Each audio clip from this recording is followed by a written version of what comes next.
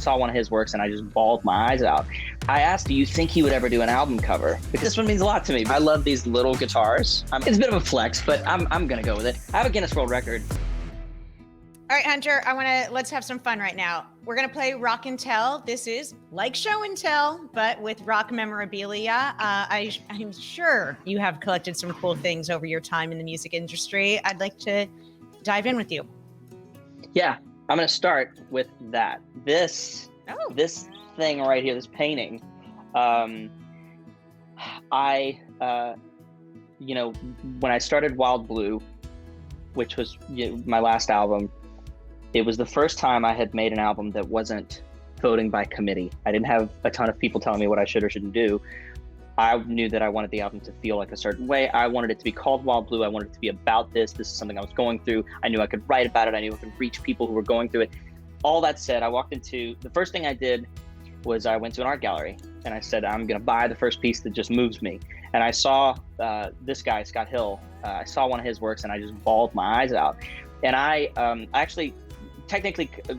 commissioned him for this because I asked the person working there, do you think he would ever do an album cover? Because I love how dreamlike all of his paintings are. And she basically just said, I think he would. My doctor trying to interrupt the interview right now, but she basically said, let me see if he's interested. And over the course of the next year, we actually got to be really close friends, and I got to work with him on that. And it was really special, and we've kept in touch. We've kept close contact, and I love that my album became an artwork that he did, inspired by the music on the album. So that's why that's there. Beautiful. So, that's beautiful. That's one. Yeah. All right. That's item number one. Let's see item number two for Rock and Tell.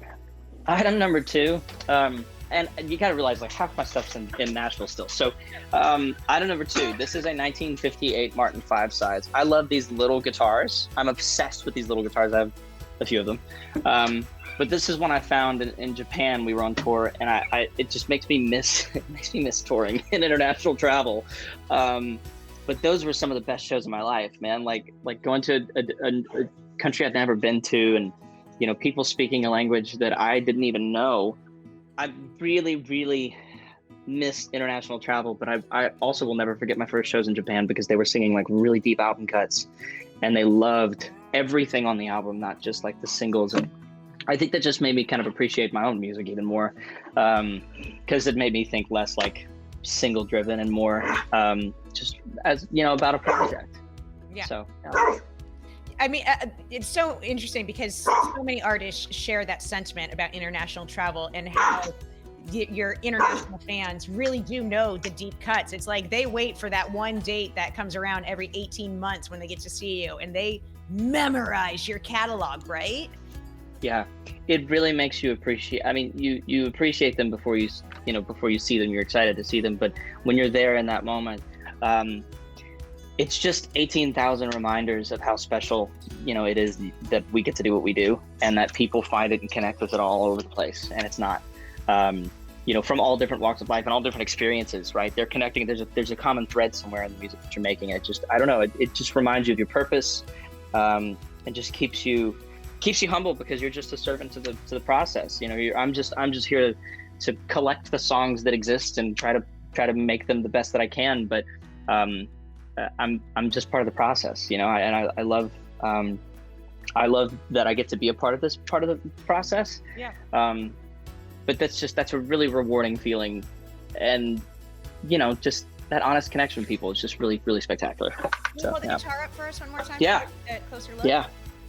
That's this is the guy, Martin 5 size, and I've recorded this on so many tracks. You heard it all over records and whatnot. So, yeah. All right, and our last item for Rock and Tell. Anything else sitting nearby? It's a bit of a flex, but I'm gonna go with it. I have a Guinness World Record, and this is the only plaque that I proudly display in my house because I don't know, I'm weird about plaques, but this one means a lot to me because this was something that we really worked on for 2 years. It was the most live concerts performed in 24 hours in multiple cities was achieved by Hunter Hayes at various cities in the U.S.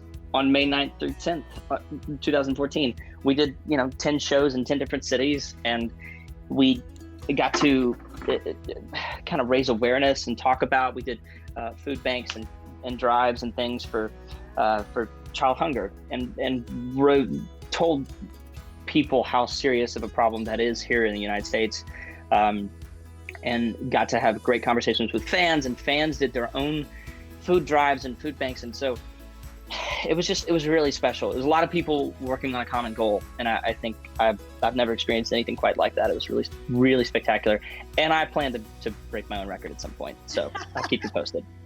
I love it. That's a really fun one though too, because I get to talk to so many people and they get to show off. Platinum records almost become a dime a dozen, but Guinness World Records, come on now. It's special. I'm excited. Hunter, yeah. I'm really excited for the new single. I love it. It's called If You Change Your Mind. Make sure everyone checks it out, download it, watch the video, all the good stuff, and you'll get all the feels. Thank you so much for spending time with me today. I really appreciate it. Yeah, thank you. Cole and I'll say thank you as well. That's what they were saying earlier, but you didn't hear that, but that's what they said. Yeah, exactly.